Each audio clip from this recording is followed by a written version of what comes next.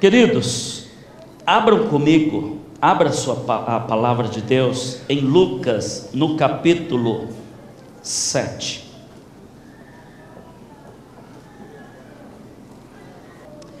Capítulo 7, versículo 11 até o 16. E aconteceu que, no dia seguinte, ele foi à cidade chamada Naim, e com ele iam muitos dos seus discípulos, e uma grande multidão. E quando chegou perto da porta da cidade, eis que levavam um defunto, filho único de sua mãe, que era viúva, e com ela ia uma grande multidão da cidade. E vendo-a, o Senhor moveu-se de íntima compaixão por ela, e disse-lhe: não chores. E chegando-se, tocou o esquife, e os que levavam pararam, e disse: jovem, a ti te digo, levanta-te. E o defunto assentou-se e começou a falar, e entregou a sua mãe. E de todos se apoderou o temor, e glorificavam a Deus, dizendo: um grande profeta se levantou entre nós, e Deus visitou o seu povo. Vamos orar, feche seus olhos.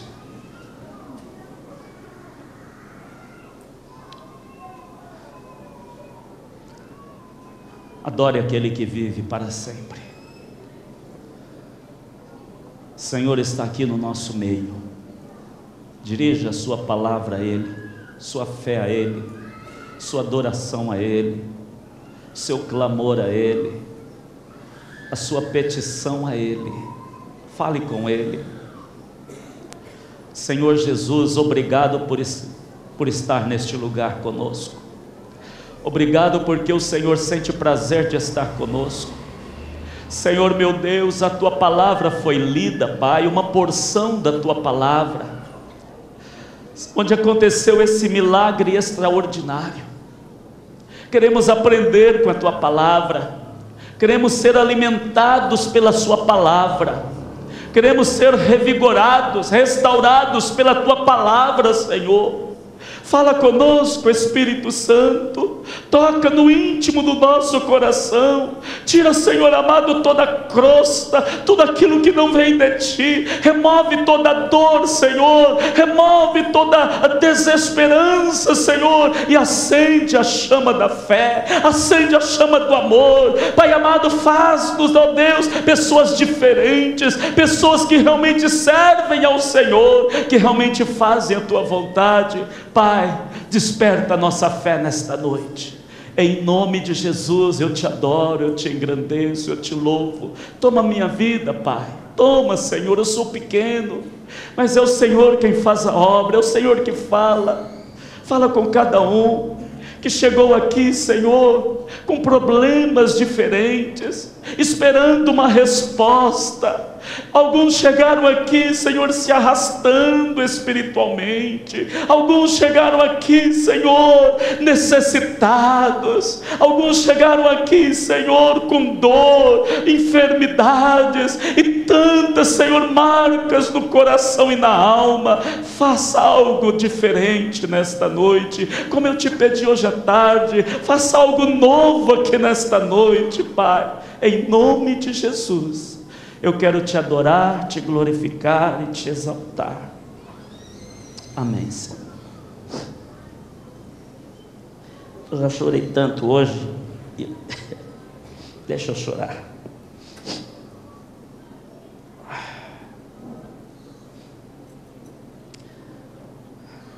Um Deus que se esvazia, toma forma de homem, e é chamado para dentro do tempo E como o homem se limitou a esse tempo,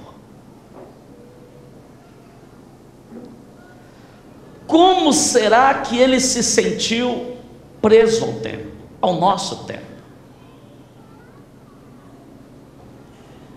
Como ele se sentiu quando as pessoas começavam a achar que não havia mais tempo?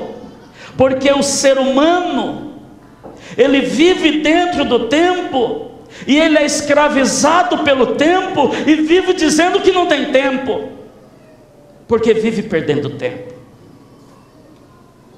Como é que esse Deus, que é chamado para dentro do tempo, pois o pregador de Eclesiastes disse que debaixo do sol há tempo para tudo,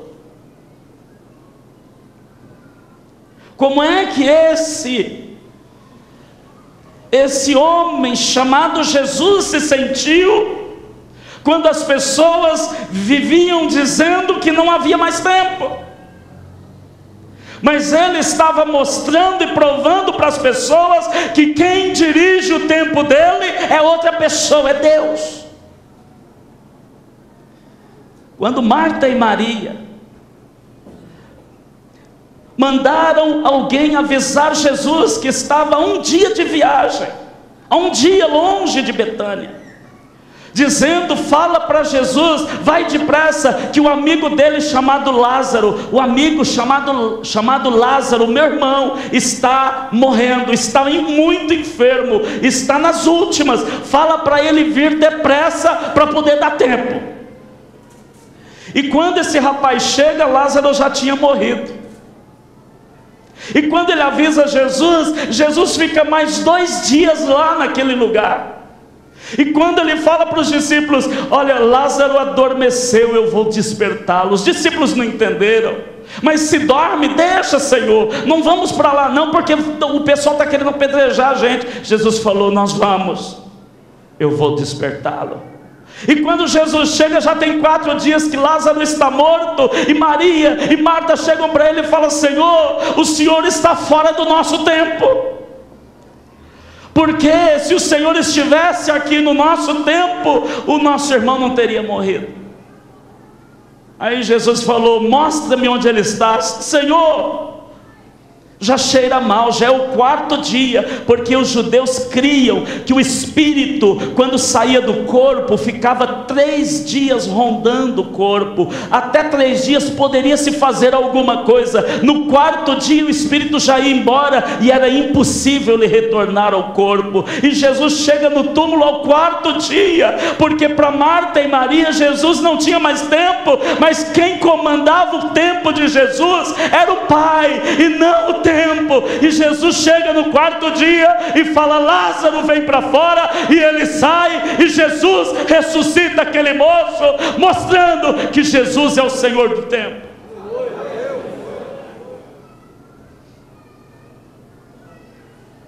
Como é que ele conviveu com gente que não conseguia enxergar além do tempo?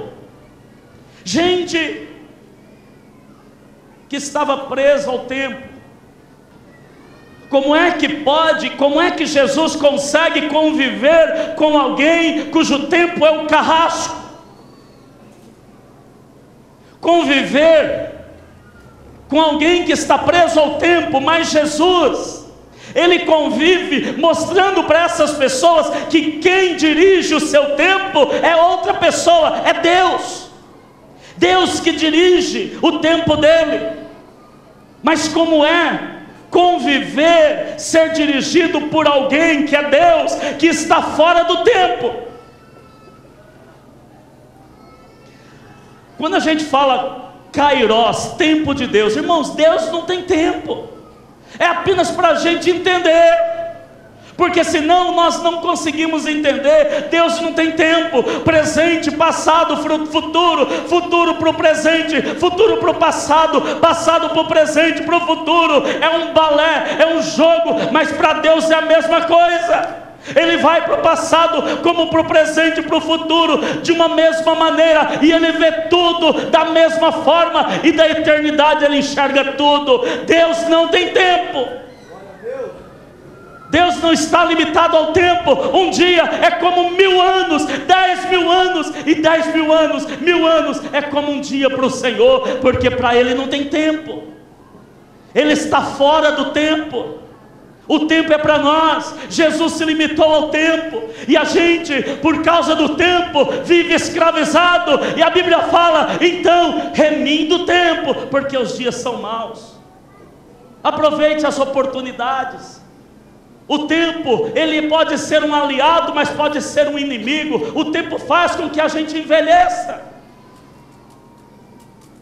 Passa-se o tempo e a velhice chega. E o tempo passa para todo mundo. O relógio não para.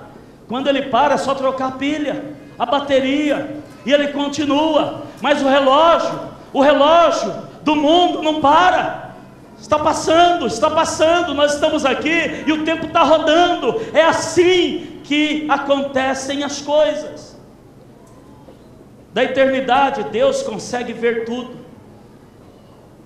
Como é então que Jesus conseguiu conviver com alguém cujo tempo não conta, que é Deus? E nós temos que aprender com Jesus, porque alguém que o tempo não conta, como vai ser angustiado com o tempo? Como vai sofrer com o tempo, se para ele o tempo não conta? Então Deus não sofre com o tempo como nós. O pregador fala que há tempo para tudo. Nós que vivemos controlados pelo tempo, andamos reclamando que não temos tempo. Daí nós corremos, nos preocupamos, mas sobretudo vivemos perdendo tempo.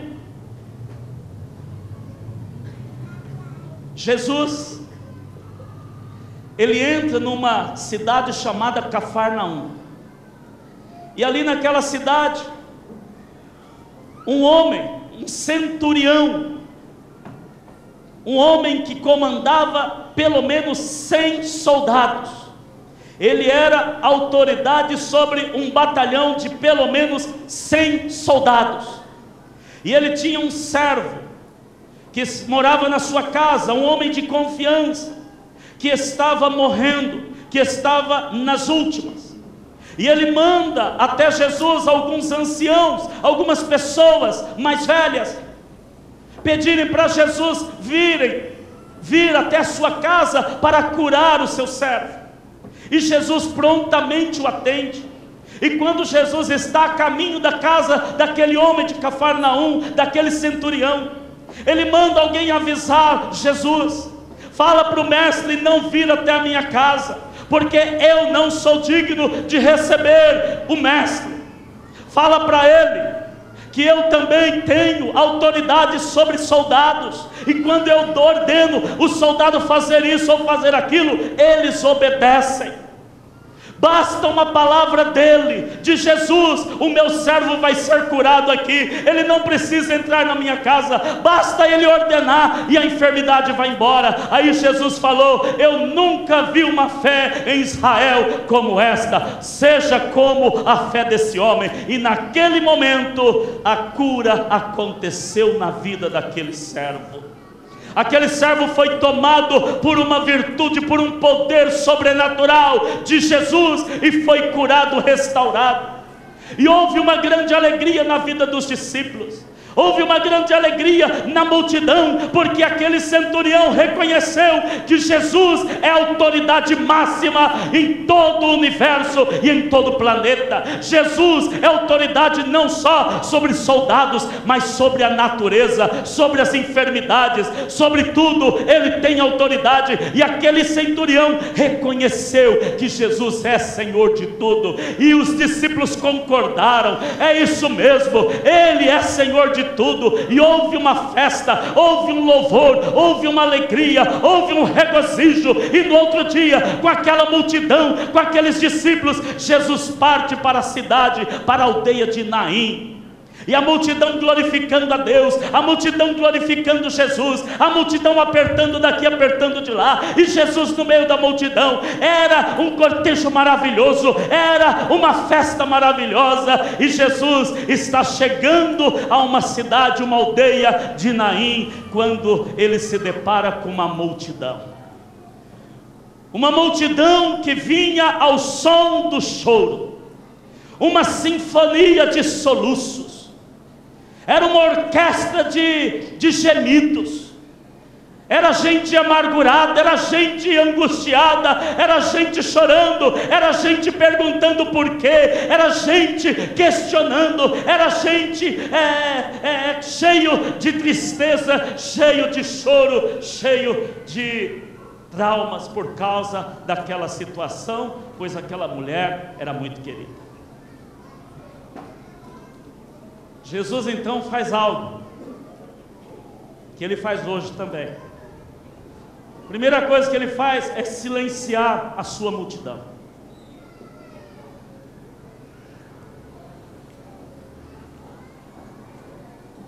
Jesus faz a alegria da sua multidão calar-se diante da tristeza da outra multidão. Isso é uma das coisas que a gente mais aprende com Jesus. Nós precisamos aprender a ter uma visão correta de Jesus. Muitas vezes nós ficamos brincando, achamos que Jesus é o que nós pensamos que Ele realmente é. Muitas vezes nós temos uma visão errada de Jesus. Achamos que Jesus quer louvor quando Ele está querendo choro. Muitas vezes nós não conhecemos o coração de Jesus. Um dia Jesus perguntou para os discípulos: olha, o povo, a multidão, o que eles falam? Quem dizem o que eu sou? Eles falam que eu sou quem? Aí os discípulos falaram: eles dizem, uns falam que o Senhor é Elias, é Jeremias, é o João Batista. Eles comparavam Jesus com aqueles profetas que pregavam mensagens duras. Eles comparavam Jesus com profetas que pregavam juízo, porque eles não conheciam Jesus. Eles comparavam Jesus aos profetas que diziam palavras de julgamento. Era essa a visão. Jesus é bravo, Jesus veio com juízo, Jesus está bravo com a gente.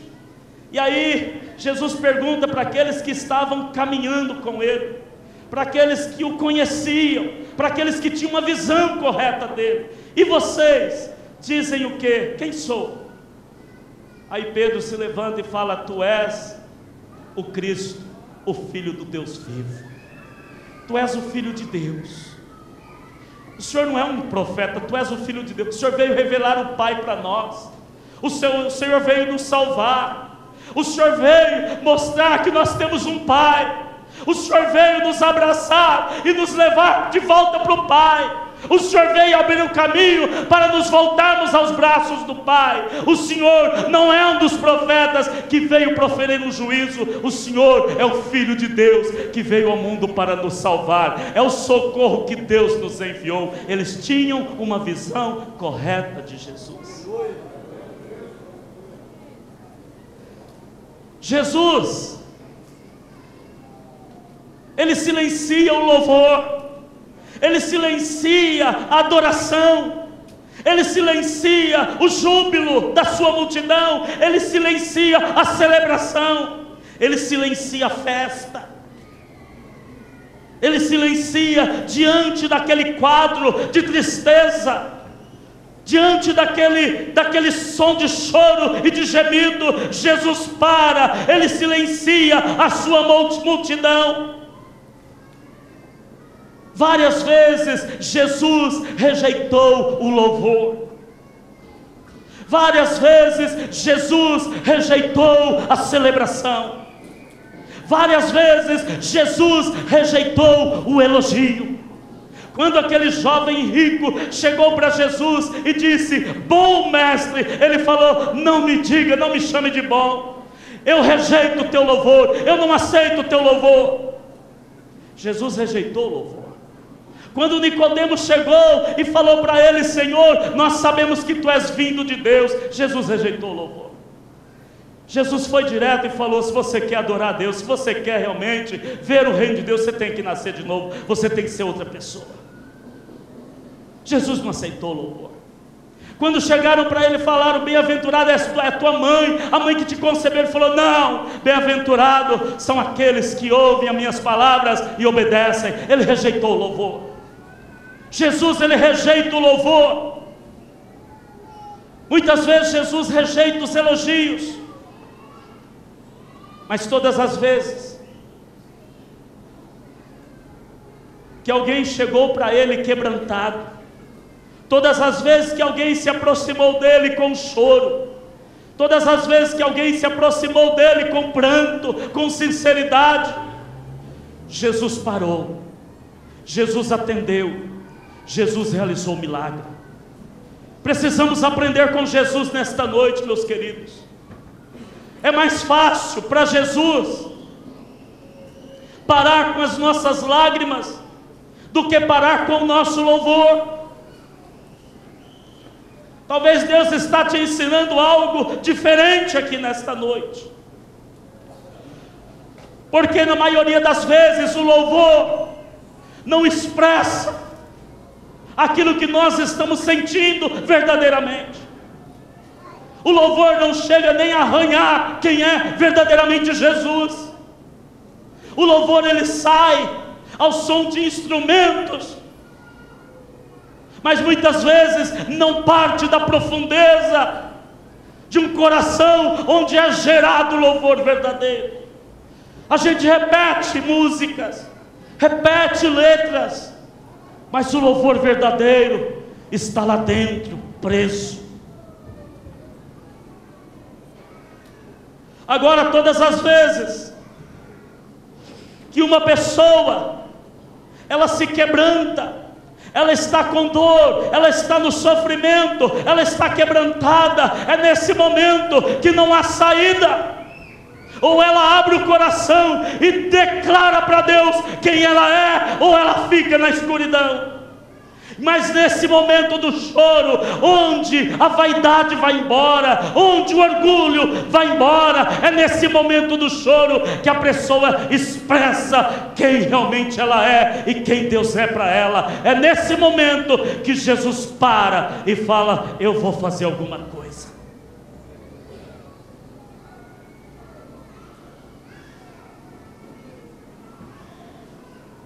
Quando Jesus estava saindo de Jericó, indo para Jerusalém, no final do seu ministério, ele não voltaria mais para Jericó, ele iria para Jerusalém, lá ele seria morto. E ao sair de Jericó, está um homem cego, Bartimeu, na beira do caminho, pedindo esmolas, mendigando.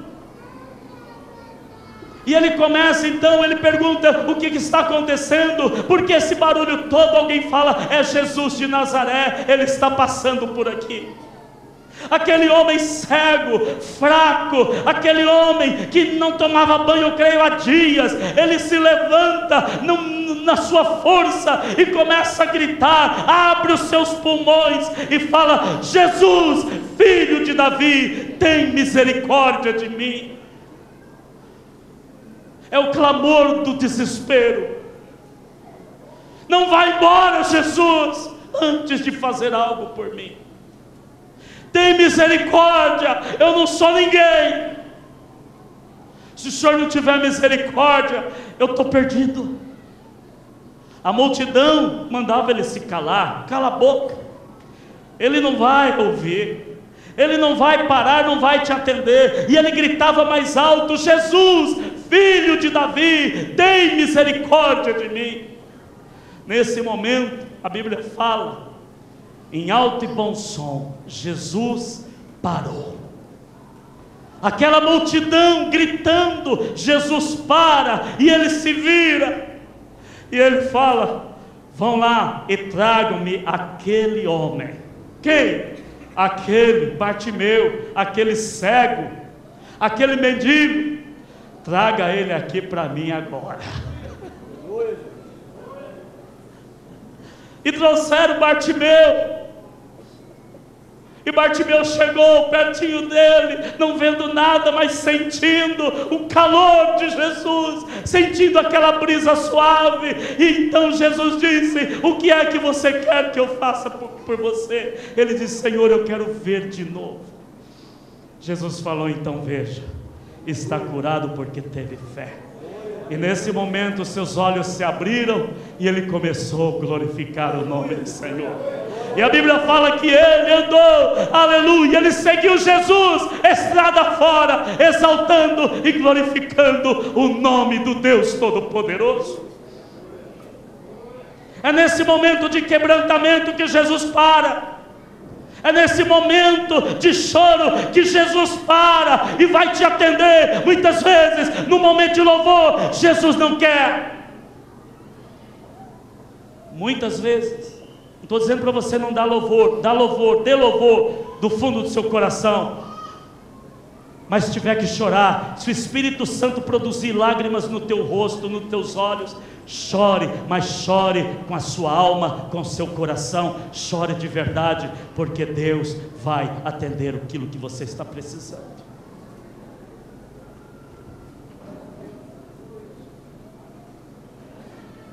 Quando Jesus parou diante daquele cortejo, daquele funeral, ele para diante daquela mulher viúva. Já ouvi dizer que alguém um dia pregou sobre essa viúva de Naim, e pregou dizendo que Naim era o marido dela, e ela era viúva de Naim, e Naim morreu. Não, irmãos, Naim não era o marido dela, Naim era uma aldeia, era uma cidadezinha, onde essa mulher viúva morava. Então quando você ouvir alguém pregar, Naim é uma cidade, não é o nome do marido, tá bom? Jesus para perto dessa mulher. Ele não disse nada a não ser uma única coisa: não chores. Não chores. Irmãos, mas que palavra difícil de ser entendida. Como é que pode alguém chegar no auge da dor de alguém que está sofrendo por causa da perda de um ente querido, ou o principal ente querido, chegar para ela e dizer: não choras? Imagina você ir num funeral, você ir num velório e chegar para alguém que acabou de perder um ente querido e dizer para eles: olha, pare de chorar, não chore. Tem sentido essa frase? Tem sentido esse consolo? Não há como consolar. Mas com Jesus foi diferente. Quando Jesus disse: não chores, Jesus estava dizendo para aquela mulher: minha filha, pare de chorar, porque você e o seu sofrimento não foram desapercebidos. Não chores. Eu percebi você, eu percebi a sua dor, eu percebi a sua angústia, eu percebi a sua perda, eu percebi o seu trauma. Não chores, porque eu cheguei. Não chores, porque eu já tomei as tuas lágrimas nas minhas mãos. Não chores, porque eu vi você. Não chores, porque eu estou aqui para te consolar. Não chores, porque eu tenho poder sobre essa tua enfermidade. Eu tenho poder sobre esse teu problema, sobre esse teu trauma. Eu tenho poder sobre a sua perda. Não chores, eu percebi você. Não chores, porque os meus olhos estão sobre você. Não chores, porque eu cheguei e eu vou fazer algo por você. eu vou fazer alguma coisa por você. As suas lágrimas já foram recolhidas por mim. A mesma palavra, frase que ele disse para Maria quando foi ao túmulo dele. Quando ela chegou ali e viu um homem que mais parecia um jardineiro, Maria começou a chorar, e esse homem que não era um jardineiro, mas Jesus, chegou para ela e disse: mulher, não chores, eu estou aqui, eu vou mudar a sua história, eu vou mudar a sua história, eu vou mudar a tua vida, eu vou mudar esse teu problema, eu vou pegar as tuas lágrimas, eu vou transformar em alegria. Eu estou aqui, a minha mão está sobre a tua cabeça, eu vou fazer algo novo na tua vida. Você pode crer na palavra de Jesus? Como é que Jesus vai falar não chore para alguém que só está dando risada? Como é que Jesus vai falar não chore para alguém que só vive em festa? Como é que Jesus vai falar não chore para alguém que está apertando todos os botões e aproveitando a vida doidado? Como Jesus vai falar não chore para alguém que está ao som do funk, ao som de músicas malignas, o dia inteiro dentro do carro, dentro do quarto, na rua, dentro do ônibus, onde estiver, com aquele negócio no ouvido, com aquele zumbido demoníaco? Como Jesus vai falar não chore para você? Jesus vai falar não chore para aquele que está aos pés dele precisando de um socorro.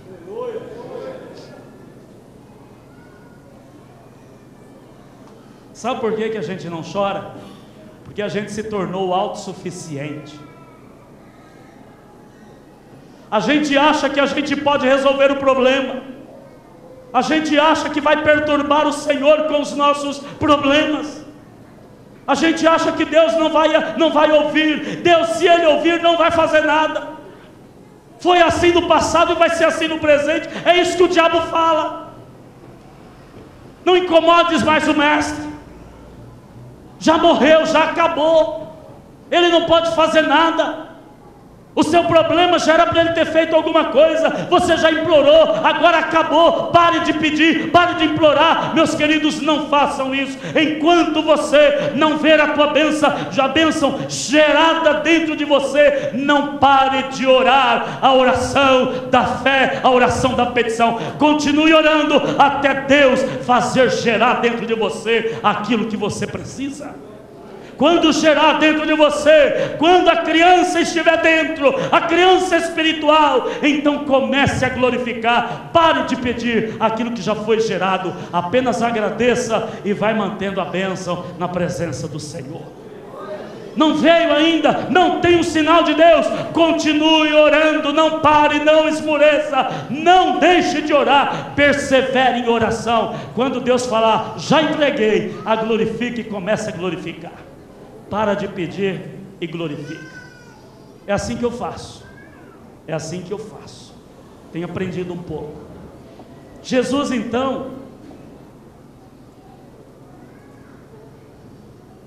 ele pode estar falando: olha, eu não vou me calar diante da sua situação, diante do seu sofrimento. Confia em mim, eu vou agir.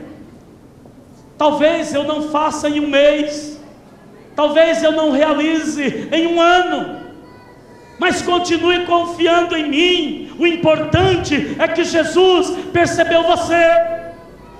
O importante é que Ele está pertinho de você. Se a bênção vem hoje, ou daqui um ano, ou 10 anos, não importa. O importante é que Jesus está. Jesus está. Jesus está. Quando passar pelas águas, eu estarei. Quando for lançado numa fornalha de fogo ardente, eu estarei. Quando for lançado numa cova de leões, eu estarei. Quando se deparar com a situação difícil, eu estarei do seu ladinho. Você é minha caçulinha, minha ovelhinha, amada minha princesa, meu príncipe. Você é meu filho, minha filha, meu amado, minha amada, meu servo, minha serva. Se você chorar, Ele enxuga dos olhos toda lágrima. Jesus, Ele pega o lencinho dele, e Ele vem, e Ele põe na sua lágrima. Filho, minha filha, pare de chorar agora, eu estou aqui, eu vou cuidar de você. Foi isso que Ele fez com essa viúva que perdeu um único filho.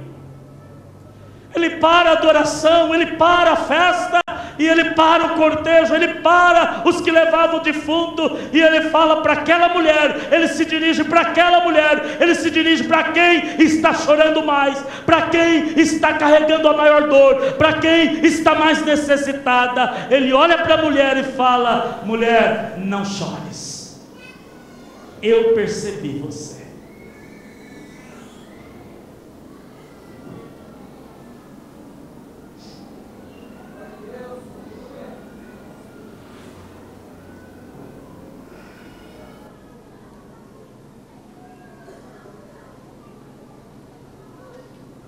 Aí, Ele para aquela multidão, Ele para a morte, Ele fala para a morte: para. Ele aparece como alguém, como um obstáculo intransponível para a morte. Ele aparece no caminho da morte, a morte que vai com seu louvor de soluços, de gemidos e de choros. Ele põe-se no caminho da morte e fala: morte, para agora, daqui você não passa. Ele veio para se colocar no caminho da morte e mudar a história. Ele veio para ser um obstáculo intransponível para a morte, e Ele veio para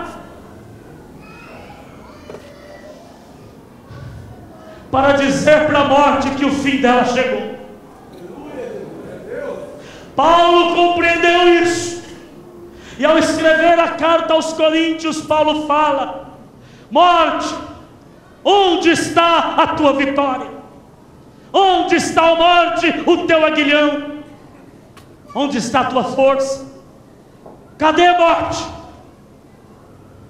Porque aquele que morreu, você não pode detê-lo, porque ao terceiro dia Ele ressurgiu dos mortos. Ele te venceu a morte, Ele rompeu a morte, Ele pisou na morte, e Ele veio para nos dar vitória sobre a morte. Jesus de Nazaré, Ele é a ressurreição e a vida, Ele vive para sempre.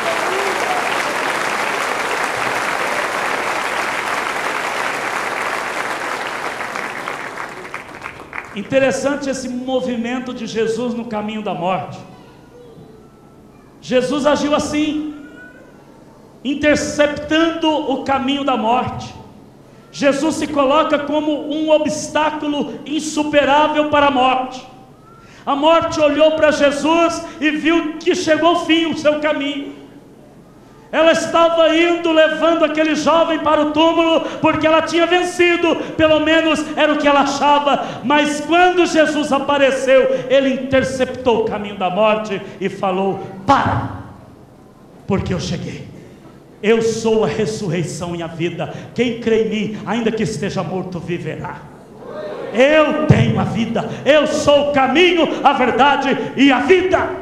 Ninguém vem ao Pai senão por mim. Jesus é a vida. Jesus é a vida.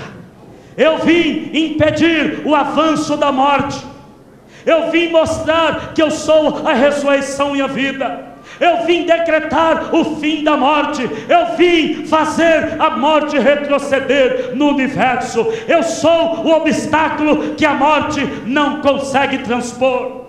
Esta é a maior mensagem jamais pregada antes, mas que Jesus veio e pregou esta mensagem que ninguém tinha pregado: a vida tem mais poder que a morte. A morte chegou no fim.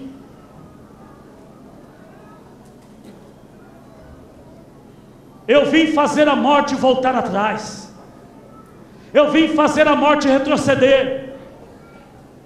E vai chegar a hora em que a morte vai ser destruída por completo. Ela vai ser destruída. O último inimigo a ser destruído é a morte. E lá na glória, a morte jamais existirá. Morte, você morrerá para sempre. Interessante. Como Jesus é interessante. Alguém venceu a morte por nós e vencerá a morte em nós, através de nós. Ele está em mim e em você. Quando você receber o golpe, vai ser como uma picada de uma serpente sem veneno. Porque o veneno da morte é o pecado, mas graças a Deus que Jesus nos dá vitória através do sangue que Ele derramou na cruz. E a morte não tem mais veneno para nós que somos servos de Deus. Para nós é uma simples picada. Depois de um sono breve, nós acordamos para a vida eterna e a morte não mais existirá. O que mata não é a picada, é o veneno da cobra. O que mata é o pecado. Mas Jesus já te perdoou, amém? A morte tem poder na sua vida?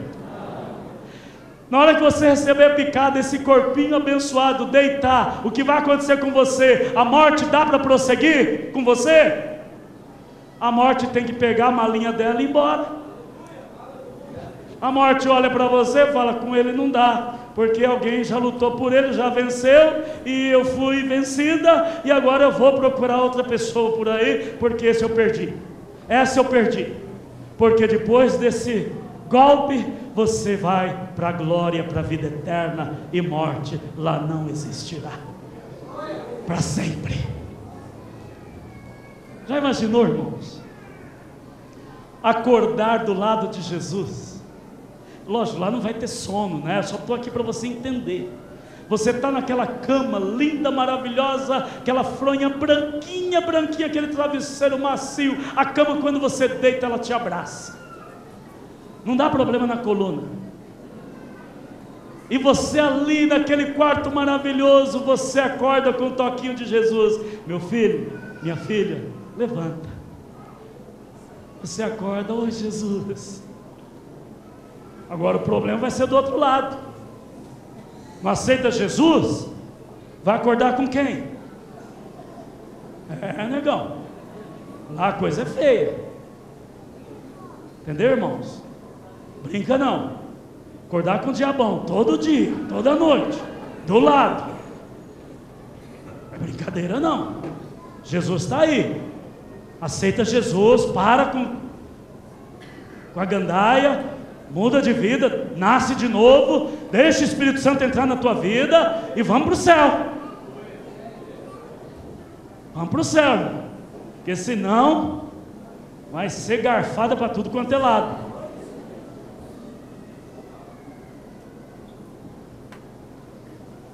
Aí, quero finalizar.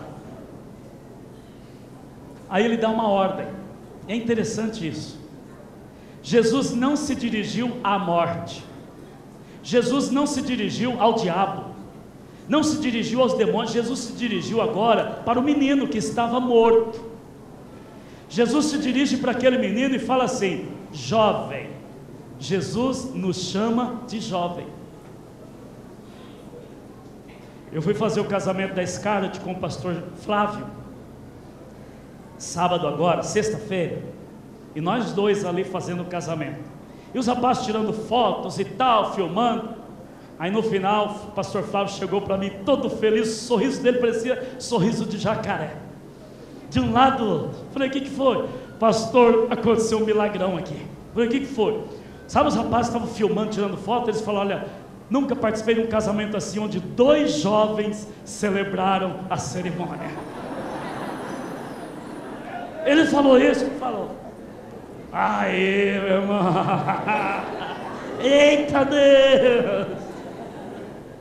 Jesus nos chama de jovem. Irmão Valdir, levanta a mão. Jovem, garotão. Oh, glória. Cadê o irmão Oscarzinho?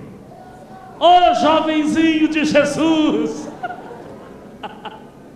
Irmãos, nós somos jovens. Ele chega para aquele menino e fala: jovem, eu estou te mandando, levanta-te.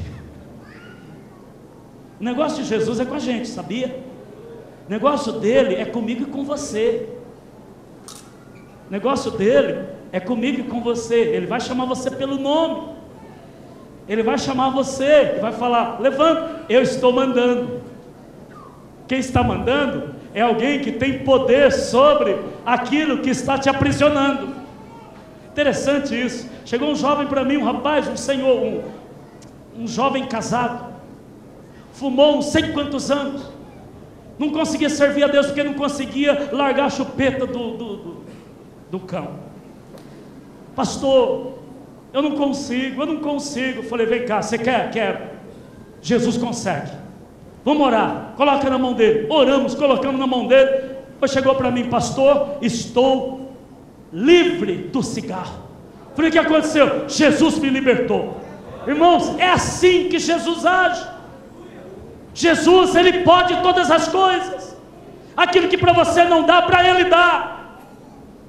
Eu estou te mandando. A enfermidade não tem poder sobre a tua vida. Levanta da tua paralisia, levanta dessa morte, levanta desse desânimo. Eu estou te mandando. E aquele jovem imediatamente se levantou.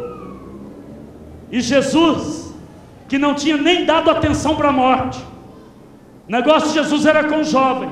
Ele pegou aquele jovem e ele restituiu, entregou para a sua mãe. Que coisa linda, que cena maravilhosa. Alguém tinha que ter filmado isso.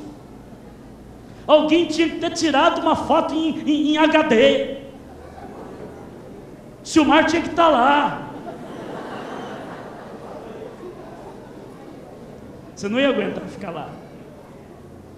Irmãos, eu falei que eu tenho um sonho de ver o Silmar ainda ajoelhado, falando em línguas e chorando.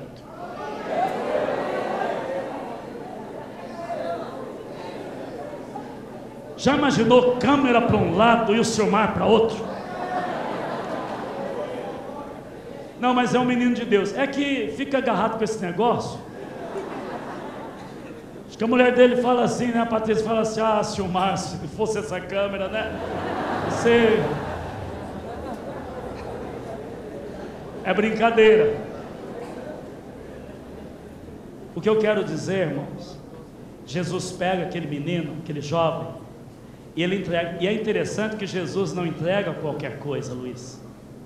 Jesus nunca dá nada estragado para alguém. Jesus nunca dá nada morto para alguém. Jesus não entrega ministério morto para alguém. Jesus não entrega dons mortos para alguém. Jesus não entrega nada morto para alguém. Jesus dá sempre brilhando, sempre cheio de vida, sempre cheio de saúde. Jesus dá o melhor para nós. Ele pega aquele menino, aquele jovem que ele acabou de ressuscitar, ele acabou de mandar a morte embora. Ele pega aquele menino novinho, em folha, sem nenhum problema cardíaco, e ele entrega para a mãe, falando: está aí, 0 bala, ele é teu filho. Estou devolvendo a tua alegria, estou devolvendo a razão da tua vida até agora, porque a partir de agora Jesus vai passar a ser a razão da vida dessa mulher.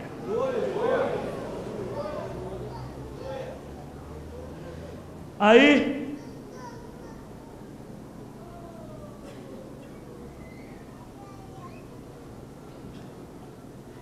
olha o versículo 16.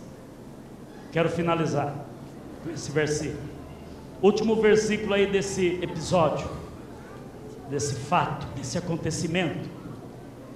E de todos se apoderou o temor, e glorificavam a Deus, dizendo: um grande profeta se levantou entre nós, e Deus visitou o seu povo.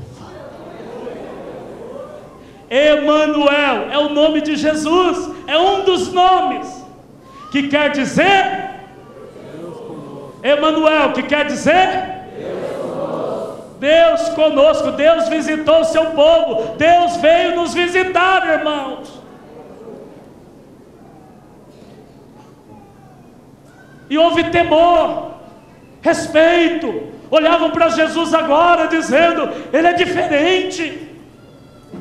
Quando olhavam para Jesus, eles queriam agora adorá-lo, ajoelhar, botar rosto no pó. Ele é Deus.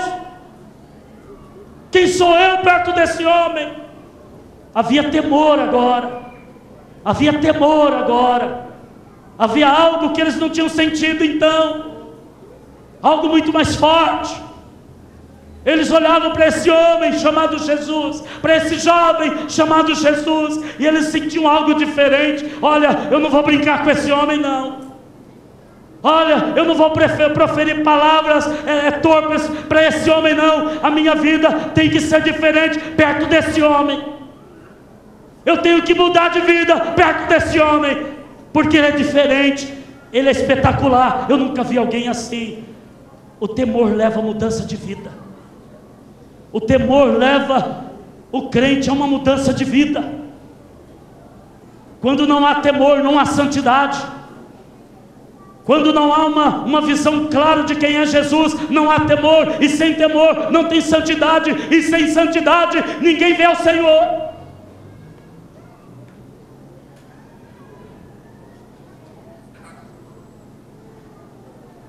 Para que todos nós retornemos à vida, e nos lembre, e nos faça lembrar, que não há jeito de existir, se não existir para alguém. Não há jeito de existir, se não existir para alguém. Para quem você existe? Não há jeito de ser, a não ser de alguém. Não há jeito de viver, se não viver para alguém. E não há coisa mais nobre na vida de uma pessoa do que simplesmente cuidar de alguém. Deus, na sua nobreza, Ele cuida de nós, e nós precisamos cuidar uns dos outros.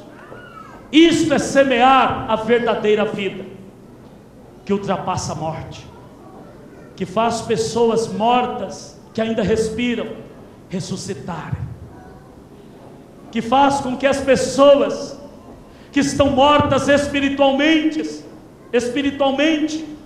vejam a luz e peguem na mão do Criador.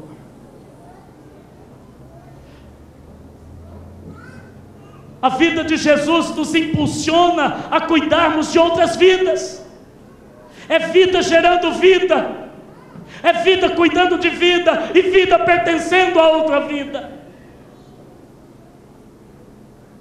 É vida tirando morte do túmulo, é vida arrancando as pessoas das drogas, é a vida entrando, tirando as pessoas da prostituição, as pessoas do roubo, do homicídio, de tantas coisas, de tantas barbáries.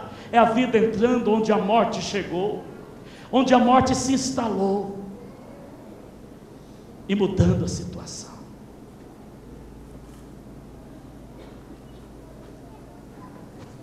O que nós tínhamos que fazer, os policiais estão fazendo na Cracolândia. Tirar aquelas pessoas dali, só que tem um problema. Os policiais têm ordens para chegar ali e mandar o povo embora. Nós temos ordem de chegar ali, abraçar e levar para algum lugar. Deu para entender? Que o problema ali não é de polícia, o problema é espiritual. O presidente Dilma não consegue, o governador não consegue, o prefeito não consegue, mas Jesus consegue. E Jesus quer usar a mim e a você. Nosso diácono João chegou para mim e falou: pastor, eu posso pegar as roupas que os irmãos doaram para Buí, que ainda tem um pouco na casa dele guardado, posso pegar as roupas e levar lá na Cristolândia, porque tem um ministério lá na Cracolândia que se chama Cristolândia. Os irmãos, inclusive, já vieram aqui na igreja. Falei, irmãos, pega a picape da igreja, enche e leva tudo o que você puder. Ajude-os. Ele me contou hoje que o pastor, os irmãos ficaram felizes de receber a doação da igreja. Roupas, não sei se foi calçado também, sei que foi muita coisa. Encheu a caminhonete da igreja e levou lá na Cristolândia. Isso é vida. Os irmãos irem onde estão os mendigos, onde estão os prostitutos, onde estão ali escravizadas, a morte está batendo a porta cada dia, e nós entramos com a vida. É isso que Jesus faz. Para o louvor e começa a levar vida para aqueles que estão na morte. Para um pouco o louvor e começa o choro pelas almas que estão perdidas. E nós podemos louvar chorando também, em nome de Jesus. Que Deus os abençoe. A graça e a paz de nosso Senhor e Salvador Jesus Cristo de Nazaré. É com muita alegria que eu estou aqui para falar sobre o que Deus tem para a sua vida. Deus te ama muito e Deus tem um plano maravilhoso para a sua vida e para a sua família. Você não é obra do acaso, você não está neste mundo por acaso. Deus te criou e Deus te criou com propósito. E o propósito de Deus é que você tenha uma vida plena, uma vida feliz, uma vida abundante. E se você quiser conhecer esse plano de Deus para a sua vida, procure uma igreja onde a Bíblia é pregada, onde Jesus Cristo é honrado. Em nossas igrejas, você também é bem-vindo.